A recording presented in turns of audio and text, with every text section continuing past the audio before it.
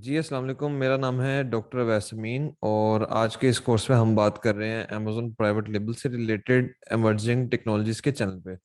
तो आज का टॉपिक हमारा हम स्टार्ट करने वाले हैं प्रोडक्ट हंटिंग। प्रोडक्ट हंटिंग क्या है? आज मैं बजाय इसके कि टेक्निकली इसमें डाइव डीप करूं, कुछ मोटे जनरल एक ओवरव्यू देना चाहूँगा कि किन किन चीज़ों का ख्याल रखना है और क्या आउटकम हम एक्सपेक्ट कर रहे हैं प्रोडक्ट हंटिंग के रिजल्ट के तौर पे, और किन चीज़ों से प्रोडक्ट हंटिंग करते वक्त बचना है। तो जस्ट एक चीज़ का आइडिया, अमेजोन पे प्राइवेट लेबल करना ऐसा ही है जैसे आप किसी भी मार्केट में, बेशक लोकल मार्केट है या रिटेल स्टोर है, आप उस पे कोई एक प्रोडक्ट का कारोबार शुरू करते हैं। ये बिल्कुल वैसी ही बात है जिसमें आपने किसी एक प्रोडक्ट को सिलेक्ट करना है। आपने एनालाइज करना है कि उस प्रोडक्ट की मार्केट में डिमांड क्या है, उसका मार्केट में कंपटीशन क्या है, उस प्रोडक्ट के मार्जिन्स कितने बच सकते हैं, मेरे जो कंपेटिटर्स हैं या जो लोग भी मार्केट में ऑलरेडी वो प्रोडक्ट बेच रहे हैं वो किन किन मार्केटिंग के तरीकों को इस्तेमाल करके बेच रहे हैं। इस सारे प्रोसेस में मैं अगर अपनी एफर्ट को डालता हूँ, मुझे कितना टाइम लगेगा, उस टाइम के बाद कब तक मेरी प्रोडक्ट मुझे नफ़ा देना शुरू करेगी, और इसमें जो इस काम को करने के लिए मुझे टूल्स चाहिए या डिफरेंट रिसोर्सेज चाहिए। मिसाल के तौर पर अगर आप एज अ बिजनेस ओनर अपने आप को देख रहे हैं तो उनकी कॉस्ट को भी ऐड करके नेट मेरे पास जेब में क्या मार्जिन बचेगा। बेसिकली ये स्ट्रेटजी लेवल का काम है। और अमेजोन प्राइवेट लेबल में अगर मैं सर्विस के हवाले से बात करूं तो दो एस्पेक्ट्स या दो पहलू बड़े पॉपुलर हैं। एक है जिसमें अमेजोन में A to Z product launch की जाती है, जिसमें जो कंपैरेटिवली जो मैं दोनों ऑप्शन बता रहा हूँ उनमें एक मुश्किल काम है और ज्यादा तजर्बा चाहिए इस काम के लिए। और दूसरा काम है जिसमें आप किसी का चलते चलाती प्रोडक्ट के अकाउंट को हैंडल करते हैं, उसकी एडवर्टाइजिंग, उसकी इन्वेंट्री को मैनेज करना, उसको आगे फर्दर इम्प्रूवमेंट करना कि सेल बढ़ सके, दूसरे वाला ये काम है। तो अभी जो प्रोडक्ट हंटिंग है, ये जो पहला पहलू है जिसमें हम प्राइवेट लेबल प्रोडक्ट को लॉन्च करने की बात कर रहे हैं, ये बेसिकली ये स्टेप जो अभी हम डिस्कस करने जा रहे हैं ये जान है, इस पूरे प्रोसेस की जान है।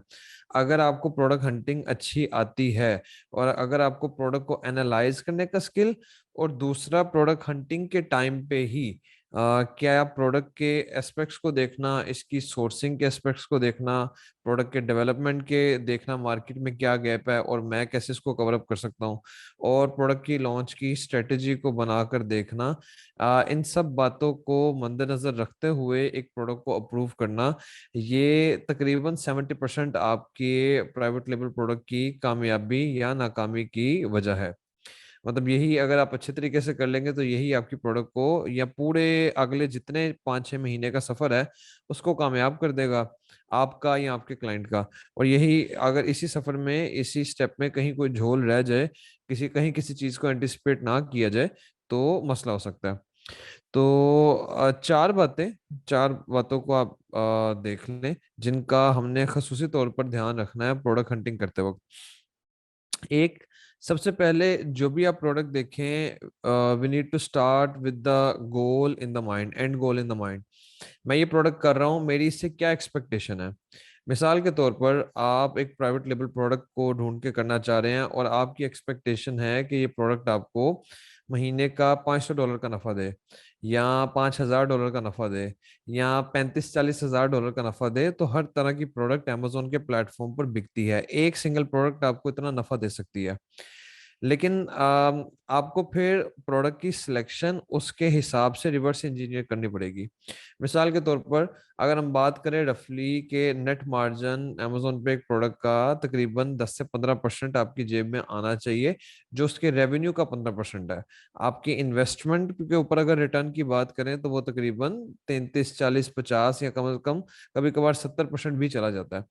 तो उसके लिए अगर मैं $1,000 के प्रॉफिट वाली प्रोडक्ट देख रहा हूँ, 1,000 से 1,500 या 1,000 से 2,000 की अगर आप रेंज की बात कर लें, तो मैं ऐसी प्रोडक्ट को जाके ढूंढूंगा जिसमें एवरेज आदमी 10,000 या उससे ऊपर कमा रहा हो।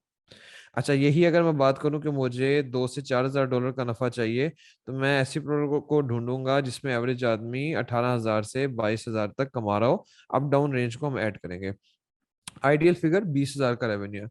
अगर मैं चाह रहा हूँ कि ऐसी प्रोडक्ट जो मुझे तकरीबन $10,000 का नफा दे, $10 से $20,000 का, तो मैं ऐसी प्रोडक्ट को ढूंढूंगा जिसमें एवरेज लोगों का महीने का रेवेन्यू $1 लाख का बनता है। इस चीज को करना जरूरी है, वरना मेरी एक्सपेक्टेशन थी $5,000 के प्रॉफिट की। आपने मुझे ऐसी प्रोडक्ट करवा दी जिसमें मुझे इन द एंड मेरा रेवेन्यू ही टोटल 10,000 का है, मुझे बचते बचाते $1,000 से ऊपर बचता ही नहीं है। तो वो सारी 4-5 महीने की मेहनत बेकार है। और तकरीबन प्रॉफिट आते आते 1 साल, 8 महीने से 1 साल भी लग सकता है, वो सारी मेहनत जो है वो आपकी बेकार हो जाती है। अच्छा, दूसरी बात, इसके बाद जो हम चीज़ों को चेक करेंगे, जो भी हम प्रोडक्ट करना चाह रहे हैं उसकी एक तो एग्जिस्टिंग लेवल पे इनफ डिमांड हो। दूसरे नंबर पर पूरे साल के 12 महीनों में जो एक फ्लक्चुएशन आती है, या डिफरेंट सीजन्स और डिफरेंट त्योहार आते हैं जिसमें आप कभी गर्मी सर्दी ये मौसम सारे आते हैं, इसमें उसकी प्रोडक्ट या तो कंसिस्टेंट रहे उसकी डिमांड, या जो डिमांड मिनिमम भी जाती है, जो कि हर प्रोडक्ट को आप देख लें, सदाबहार प्रोडक्ट्स, एवरग्रीन प्रोडक्ट्स एक कैटेगरी है और सीजनल प्रोडक्ट दूसरी कैटेगरी है। तो फिगर आउट करना कि क्या ये प्रोडक्ट सारा साल चलेगी, या अगर एवर सीजनल भी है तो आपको पता हो कि ये सीजनल प्रोडक्ट है और आप उस नीयत से करें। और अगर एवरग्रीन प्रोडक्ट है तो पूरे साल में सबसे लो सेल इसकी कितनी होगी, वो हमारे टारगेट से ऊपर होनी चाहिए। तो डिमांड के बारे में और तीसरा पर्सपेक्टिव डिमांड के बारे में ही, कि ओवर द ईयर पिछले 5 सालों में इसकी डिमांड या मेंटेन रही हो या ग्रो की हो, डिक्लाइन ना जा रही हो। तो ये एक पर्सपेक्टिव आ गया आपकी प्रोडक्ट का डिमांड। फिर दूसरा पर्सपेक्टिव आ गया आपकी प्रोडक्ट का कंपटीशन, कि आपकी प्रोडक्ट ऐसी तो नहीं है जिसमें कोई एक ब्रांड मोनोपोली करके बैठा हुआ है। आप जो है वो डायपर बेचना चाह रहे हैं और आपको पता चला कि पैम्पर ने तो 80% मार्केट को ग्रैब किया हुआ है। आप बर्तन साफ करने वाला वो कपड़ा बेचना चाह रहे हैं, लेकिन आपको पता चले कि स्कॉच ब्राइट उसमें 80-90% केसेस में डोमिनेट करता है। तो अपने कंपटीशन को समझना, मेरा कंपटीशन कैसा है, कितने लोगों के बीच में बटा हुआ है, कितने कंपेटिटर्स के बीच में बटा हुआ है, क्या मेरे कंपेटिटर्स मेरे से इतने आगे हैं कि मैं उनको compete कर सकूं। ये इन सब सवालों के जवाब हम प्रोडक्ट हंटिंग के फेज के अंदर ढूंढेंगे। तो इसलिए मैं ये सारी चीजें आपको बता रहा हूं ताकि आप अपना प्रोडक्ट को हंट करते हुए इन सब सवालों को जहन में रखें। क्या इस प्रोडक्ट में कंपटीशन इतनी तेजी से तो नहीं बढ़ रहा कि जब तक मैं प्रोडक्ट लॉन्च करने जाऊं तो तब तक ये मार्केट फुली सैचुरेट हो जाए, या इस मार्केट में बेचने वाले ज्यादा और खरीदने वाले कम हो जाए। क्या इस प्रोडक्ट के कंपटीशन को उसमें कहीं से कोई फ्लक्चुएशन तो नहीं है, ये एक एवरग्रीन पिक्चर है, मतलब ये पूरे साल के डाटा की बेस के ऊपर पिक्चर है। क्या वक्ती तौर पे कहीं इसमें कोई डिक्लाइन तो नहीं आया हुआ, क्या मेरे किसी कंपैरेटर ने प्रोडक्ट का पेटेंट तो नहीं करवाया हुआ जिसमें वो मार्केट में मोनोपोली आज नहीं तो आज से 6 महीने 8 महीने बाद कर सकता है। कंपटीशन में इन सारे सवालों का जवाब आ जाएगा।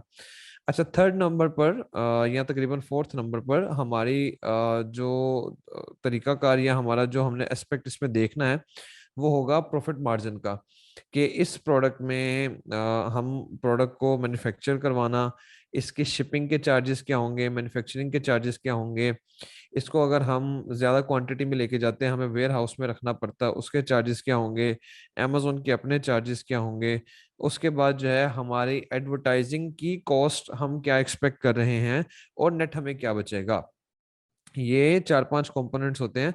एक, मुझे प्रोडक्ट को बनवा के amazon जिस भी मुल्क में मैं बेचना चाह रहा हूँ वहां तक ले जाने में कितना पैसा लगेगा। दूसरा, वहां से ऑर्डर आता है तो amazon अपनी कमीशन कितनी लेगा, और फुलफिल करने के या किसी मेरे कस्टमर के घर तक पहुंचाने के पैसे कितने लेगा। थर्ड नंबर पर, इस दौरान जो मुझे लॉजिस्टिक चाहिए जो मैं अपने वेयर हाउस में या किसी के वेयर हाउस में या प्रोडक्ट को रखूंगा उसमें मेरे क्या चार्जेस होंगे। चौथे नंबर पर, इस प्रोडक्ट को मार्केट करने में मुझे क्या चार्जेस चाहिए होंगे। तो बेसिकली अगर आप अमेजोन के अलावा भी हटके देखें तो ये बेसिक बिजनेस प्रिंसिपल्स हैं जो किसी भी बिजनेस में आपको, अगर आप उधर भी इस चीज को अप्लाई कर देंगे बिफोर सिलेक्टिंग कि आप क्या प्रोडक्ट किसी भी कारोबार में करना चाह रहे हैं, वो आपका टेक्सटाइल इंडस्ट्री है, वो आपकी कपड़े की इंडस्ट्री है, वो आपकी जूतों की इंडस्ट्री है, वो आपकी कोई वुडन प्रोडक्ट्स की इंडस्ट्री है, तो इन्हीं सब चीजों का ध्यान रखना आपके लिए जरूरी होता है। तो उसमें कॉस्टिंग प्रॉपरली करना कि स्टार्टिंग से लेके बेचने तक मुझे क्या क्या खर्चे आएंगे और उन खर्चों को मैं कितना एस्टिमेट कर रहा हूँ, और उसको during the product hunting time analyse करना कि क्या वो खर्चे मेरी एक्सपेक्टेशन से ज्यादा तो नहीं चले जाएंगे, उसको मार्केट के डाटा के हिसाब से बेस्ट कैलकुलेशन करना। फिर उसके बाद मेरा मार्जिन क्या इसमें सफिशिएंट मुझे बच रहा है, अगर बच रहा है तो गुड इनफ, अगर नहीं बच रहा तो प्रोडक्ट को ड्रॉप कर देना। तो ये चार चीजें हैं बेसिकली जिनको प्रोडक्ट हंटिंग के दौरान हम देखेंगे। और ये अगर मैं एडवांस लेवल की बात करूं, अभी तो हम एक बेसिक लेवल पे जा रहे हैं ताकि जो बंदे अमेजोन को बिल्कुल नहीं समझते वो ए टू जी इसको समझ सके प्रॉपर प्रोसेस को। अगर मैं आपको बेस अपने एडवांस प्रोसेस की बात करूं तो जस्ट आपको बताने के लिए, हम तकरीबन इस टाइम पे 48 डाटा पॉइंट्स के पास से प्रोडक्ट को गुजारते हैं just before doing the final approval of the product, जिसमें हम काफी ज्यादा डेप्थ में चीजों में जाते हैं कि इसका डिजाइन कौन से वाला करना है प्रोडक्ट का, इसके कीवर्ड्स कितने हैं, इसकी कीवर्ड्स की डिस्ट्रीब्यूशन कैसी है, इसकी जो मार्केटिंग है उसमें एक्चुअल कंपेरेटिवनेस को कैसे देख सकते हैं। तो ये सब चीज़ों को एक एडवांस लेवल पे जाके मैं खुद जाती तौर पर इस हद तक जाकर देखता हूँ। लेकिन जस्ट आपको आइडिया बताने के लिए, जो आज मैंने आपको चार पॉइंट्स बताए हैं, ये प्रोडक्ट हंटिंग का खुलासा है। इनको रैप अप करता हूँ पॉइंट्स को, और इसके साथ ही हम अपनी इस वीडियो का इख्तिताम करेंगे। First, always begin with the end goal in the mind. आपने उस रेंज के अंदर की प्रोडक्ट पकड़नी है जो कि जो भी आपका या आपके क्लाइंट का गोल है उसको पूरा करता हो। सेकंड, प्रोडक्ट की डिमांड। थर्ड, प्रोडक्ट का कंपटीशन। और फोर्थ नंबर पर प्रोडक्ट के मार्जिन्स। इन चीज़ों को हम ये प्रोडक्ट हंटिंग के अगली वीडियोस में देखेंगे, स्टडी करेंगे। आपका वीडियो सुनने का शुक्रिया। इस वीडियो को लाइक करें, चैनल को सब्सक्राइब करें और वीडियो को शेयर करें अपने दोस्तों के साथ ताकि उनको उनको ज़्यादा से ज़्यादा इसका बेनिफिट हो सके। शुक्रिया।